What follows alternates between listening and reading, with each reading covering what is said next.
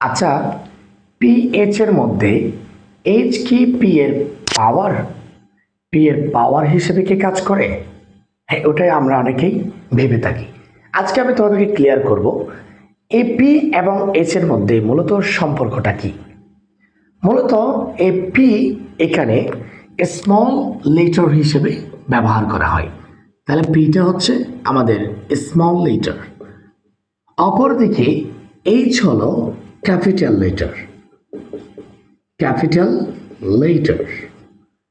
তাহলে আমি বোঝাতে চাইলাম যে এই পি এবং এইচ এর মধ্যে অনেকেই ভাবে এইচ হলো পি এর পাওয়ার, কেননা আমরা যখন নর্মালি লিখতে যাই তখন পি এইচ কে এভাবে লিখি। তাই অনেকেই ভাবতে পারে এই এইচ হলো পি এর পাওয়ার। আসলে পাওয়ার হিসেবে এখানে কাজ করে না, বরং পি এবং এইচ দুটি বর্ণ হিসেবে এখানে বসে, যার মধ্যে পি হচ্ছে স্মল লেটারে বসে আর এইচ ক্যাপিটাল লেটারে বসে।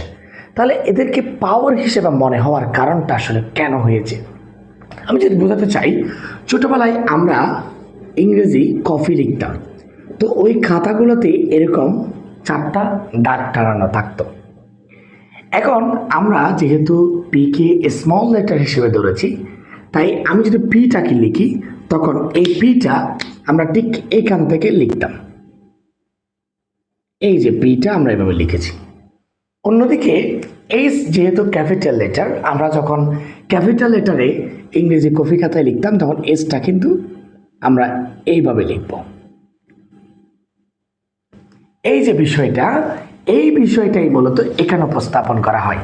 তার মানে এখানে পি এবং এইচ এর মধ্যে কেউ কারো পাওয়ার বা বৃত্তি হিসেবে কাজ করে না, বরং পি এবং এইচ দুটি বর্ণ হিসেবে একে অপরের পাশাপাশি বসে, যার মধ্যে পি হচ্ছে স্মল লেটার এবং এইচ হলো ক্যাপিটাল লেটার। আশা করি সবাই বুঝতে পেরেছেন। ধন্যবাদ সবাইকে।